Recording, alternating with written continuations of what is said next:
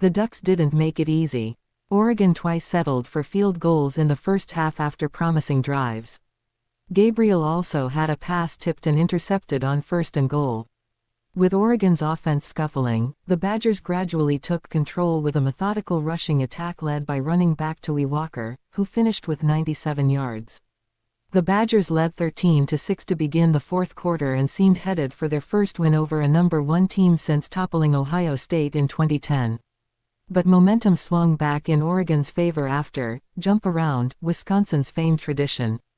The Ducks played the song all week during practice to prepare them for the trip. To begin the fourth quarter, Lanning told Gabriel to take the delay of game penalty if the Badgers showed zone coverage against Oregon's triple slant play. "They were in the look that we liked, and then they actually checked out of that look," Lanning said. "But our guys did a good job of executing the scramble drill. We probably had a little good luck there, and an impressive play by Dillon to keep it alive and find somebody down the field." 2 possessions later, the Ducks added the winning field goal. Gabriel's 8-yard scramble on 3rd down helped set up a chip shot for kicker Atticus Sappington, who nailed the 24-yard attempt with 2:36 to play. Oregon's defense did the rest, forcing a turnover on downs then tipping a ball that resulted in an interception on Wisconsin's final drive. The Ducks will have a bye before hosting Washington on November 30th in the regular season finale. If they win, they will have a chance to secure the number 1 seed in the college football playoff with another victory in the Big Ten championship game. "We can handle critical moments," Lanning said. "We can handle when it's tough, and at some point, that experience is going to pay off for us.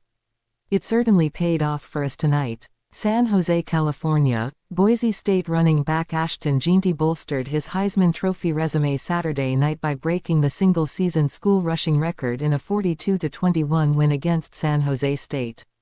Jeanty rushed for 159 yards on 32 carries with 3 touchdowns to up his season total to 1,893 yards through 10 games. He broke the school record set by Jay Ajayi, who ran for 1,823 yards in 14 games in 2014. "He's the best football player in the country," Boise State coach Spencer Danielson said. "He is also a big-time leader and an elite human being." The win guaranteed the Broncos, ranked number 13 in the college football playoff rankings, a spot in the Mountain West Championship game, which means Jeanty is on pace to rush for over 2,400 yards by the time the Heisman Trophy ballots must be submitted. With a bowl game or an appearance in the playoff, Jeanty could challenge Barry Sanders' single-season FBS rushing record of 2,628 yards set in 1988. "It means a lot," Jeanty said of the school record. "All the past running backs are great and amazing, but to keep the legacy going, the tradition of great running backs at Boise State, I think is a big deal to me." Things did not start well for the Broncos and Jeanty against San Jose State. He was limited to 19 yards on his first 9 carries as Boise State fell behind 14-0. But after the Spartans failed to convert on 4th and goal to go up 21-0, the Broncos started to find their way. Jeanty keyed a strong drive to finish the half, which he capped with a 2-yard score to tie the game with 36 seconds before halftime. "The challenge every week is wearing the defense down," Jeanty said. "We got 8-man boxes, 9-man boxes, so not as many big runs, but over the course of the game, if we're able to grind them down, get them tired, those big runs will come." That's what happened against San Jose State. In the second half, Jeanty had runs of 36, 12, 13 and 11 yards, and the Spartans couldn't keep pace, despite 446 passing yards from quarterback Walker Eggett. Boise State 9-1, 6-0 MWC travels to Wyoming next week before ending the regular season at home against Oregon State on November 29. Athens, Georgia, on a night that little went right for Tennessee after its quick first quarter start. The clincher might have come afterward in the bowels of Sanford Stadium during Coach Josh Heupel's postgame news conference. With the 31-17 loss to Georgia still gnawing at everybody in orange, Tennessee's 8th straight setback to the Bulldogs and a glancing blow to the Volunteers' college football playoff hopes, Heupel was twice drowned out Saturday night while trying to answer HNER questions when a cell phone ringtone began blaring the Georgia Battle hymn just outside the interview area. Heupel wanted no part of any playoff talk, but he was as bullish as ever about the caliber of his football team. "Man, I have no idea," Heupel said when asked where the Volunteers stood in the playoff chase. "All I know is this league, in college football, is as good as it gets. It is. Teams get beat on the road sometimes. It's hard to win, man, in this league. That's a good football team that we just played that lost a couple of close ones on the road against good football teams and had turnovers in those games. It's a good football team. We're a good football team too." Tennessee 8-2, 5-2 joined Alabama, Georgia and Ole Miss as SEC teams with 2 conference losses. Texas and Texas A&M each have just 1 loss, and the teams at the top have all beaten each other. Alabama beat Georgia, Tennessee beat Alabama, Georgia beat Tennessee, Ole Miss beat Georgia, which beat Texas. In last week's CFP rankings, Tennessee was number 7 and Georgia number 12, meaning the Bulldogs would have been out of the playoff. Quote, "Definitely, we knew what was at stake," Tennessee defensive tackle Jackson Waugh. "Obviously, we treat it like another game, but we had that playoff ramifications in the back of our minds. But we're moving on. This is the past. There's nothing you could change now, so we're just trying to focus on what's next and control the controllables." The Volunteers jumped to a 10-0 lead in the first quarter, but Georgia quarterback Carson Beck and the Bulldogs' offensive line took over after that against a Tennessee defense that had not given up more than 19 points in a game all season. There were also at least 2 penalties that went against Tennessee in the second half that changed the complexion of the game. One a 15-yard face mask penalty against cornerback Ricky Gibson 3 on a 2nd and 24 play, leading to Georgia's go-ahead touchdown. The second came in the fourth quarter when the Volunteers were hit with an illegal participation penalty after officials ruled Waugh didn't get off the field in time. 2 plays later, Georgia went ahead 31-17. Heupel was clearly steamed about both calls and cut off a reporter who asked about the Georgia drive where the face mask penalty was called. "Yeah, on the second and 24. Heupel asked tersely. Asked how pivotal those 2 calls were in flipping the game, Heupel responded, "Pretty big." A few minutes later, a reporter mentioned the replay on the face mask, and Heupel said, "What did it look like?" Told that it appeared that the back of the helmet popped off and there wasn't a hand on the face mask, Heupel turned the microphone toward the reporter and said, "Can you repeat that?" Heupel said, "Next question," when asked if officials gave him an explanation. A Tennessee media relations official asked if there were any other questions for Heupel, and he looked at a reporter and said, "Do you want to ask about the 12 men on the field penalty?" When the reporter said he would, Heupel again turned the microphone in his direction and said, "What did it look like?" At that point, Tennessee media relations officials ended the news conference. Heupel said this team has been too good and too invested this season to allow this loss to linger. The Volunteers have UTEP next week at home and then end the regular season on the road against Vanderbilt. "We did a lot of the right things in the lead up to the game tonight," Heupel said. "But it's what happens out on that field that defines tonight. It's the reality of it, and it's the nature of being a competitor. Where do we go from here? Man, let it soak in, let it hurt, watch it, grow from it, get our next opportunity. You know what I mean. We've got 2 more guaranteed, but the only one that matters is next week, and so this group will continue to grow. We don't control what we don't control. We control our preparation. We can control how we get ourselves ready to go play next Saturday. We've got a good football team in that locker room, man. It's a good football team. We've got to coach a little better, got to play a little better." Quarterback Nico Yamaliva, who played after being cleared from concussion protocol during the week, added, "There's a lot of frustration, a lot of anger. We put a lot of work in to come out with a win in this game, and yeah, we came up short, didn't play smart in the second half, and it's going to sting.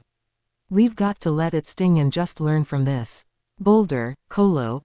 Deion Sanders watched his Colorado offense put up 49 points on the top-scoring defense in the Big 12 on Saturday, but he isn't satisfied.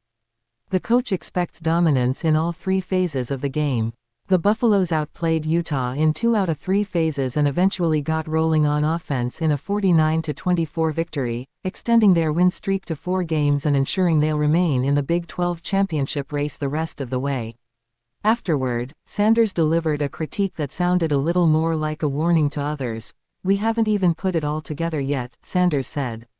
"Like, we haven't even played our best game. That should be, in itself, scary. Like, man, when I said we comin', we still comin'. We never stopped comin'. We are comin', and we ain't nearly there yet." Colorado 8-2, 6-1 got a strong start from its defense, which held the Utes 4-6, 1-6 to 83 yards on 33 plays in the first half, and a 76-yard punt return touchdown from receiver LeJontay Wester to help make up for a bumpy start on offense. Quarterback Shedeur Sanders was intercepted on his first pass and later fumbled a snap for another turnover. It may not have been the Buffaloes' finest performance of the season, but it was a 25-point win over the preseason Big 12 frontrunner, snapping a 7-game losing streak against a program whose last win at Folsom Field came by a score of 63-21. "I think that speaks a lot about the program and where we are," Deion Sanders said. "We've got to tighten some things up and get some things together, but you see we're trending in the right direction. We started off rough. That wasn't indicative to who Shedeur is, and I thought he was kind of okay all game long. Then I look at the stats and he's 30 for 41 for 340 yards and 3 touchdowns. Like, come on man. I guess I'm just a hard dad to please at times, as well as a hard head coach." Sanders praised Utah's defense and the problems it presented throughout the contest and said he was thankful for the challenge. It took complementary football to overcome the 2 first-half turnovers, with Colorado's defense holding Utah to field goals after both takeaways. The Buffaloes didn't surrender a touchdown until midway through the third quarter. "Those type of things can't happen," Shedeur Sanders said, "and I'm going to have a talk with the whole offense and apologize for my performance out there at the very beginning, because I can't put the team in that type of situation. I'm thankful for the defense. I may have to take them out to dinner this week for saving me and saving the team." Sanders responded after the fumble by guiding an 85-yard touchdown drive that featured another highlight reel moment for Travis Hunter. Sanders threw deep to Colorado's two-way star on a 4th and 8, and Hunter made a leaping grab over 2 Utah defenders for a 25-yard gain. Sanders hit Will Shepherd for an 8-yard score on his next throw to extend Colorado's lead to 21-6. Hunter added to his Heisman Trophy resume Saturday with 55 receiving yards on 5 catches, a 5-yard rushing touchdown on a reverse and his 3rd interception of the season while playing 132 snaps. "If they can't see, they can't see," Sanders said. "It is what it is. I mean, Travis is who he is. It's supposed to go to the best college football player. I think that's been a wrap since, week 2. So we ain't petitioning for nobody. We ain't doing that. We've got a wonderful display of cameras here and I think we're on national television every week. If they can't see it, there's a problem. Don't allow their hatred for me to interfere with our kids' success. They gotta stop that. Y'all gotta stop. Some of y'all are like that. Y'all gotta stop that, man. Give the kids what they deserve, man. I had my turn. I played 14 years. You had 14 years to hate me. Now let it go." Hunter was the Heisman frontrunner in ESPN bet odds entering Week 12 at +125, ahead of Oregon quarterback Dillon Gabriel, Boise State running back Ashton Jeanty and Miami quarterback Cam Ward. Colorado's defense was able to constantly pressure freshman quarterback Isaac Wilson, forcing 4 sacks and 3 interceptions, and Utah finished with a mere 31 rushing yards, their fewest in a game since 2011. The preseason No.12 Utes were considered the Big 12 favorites entering their first season in the conference but are now in danger of their first losing campaign since 2013. "I'm in the twilight zone," Utah coach Kyle Whittingham said. "It's the most difficult year of my coaching career, hands down, not even close." Colorado continues to control its destiny in chasing a Big 12 championship game bid, as the lone team in the 16-member conference that has lost just one conference game entering Saturday. The Buffaloes' 4-game win streak since a 31-28 home loss to Kansas State on October 12 is the longest of Sanders' 2-year tenure. After a 4-8 debut season, he has this once struggling program right where he planned to be for year 2. In a league known for dramatic games decided by one-score margins, Sanders isn't just trying to survive and advance to Arlington, Texas. He says he's aiming for flawless. "We expect to be here," Sanders said. "A lot of y'all didn't expect us to be here, and don't think we don't know that. But we expected to be where we are. Matter of fact, we expected to be a little better. Was something in the air in Week 12. We are now down to 3 undefeated FBS teams following no. 6 BYUs lost to Kansas on Saturday night, and in total, 5 AP Top 25 teams lost to unranked opponents. With BYU suffering its first loss of the season and now tied with Colorado in the Big 12 standings, what do the Cougars need to do in the last few weeks to reach the conference title game?" Georgia gained a much-needed win over Tennessee at home Saturday. The Bulldogs are well positioned to make a college football playoff appearance, but injuries have taken a toll on their roster depth. How can Georgia prepare over these last few weeks if it gains one of the 12 playoff spots? How did Saturday's action affect our power rankings? Here's the latest top 25 from our college football experts, who provide their insight on each team following Week 12.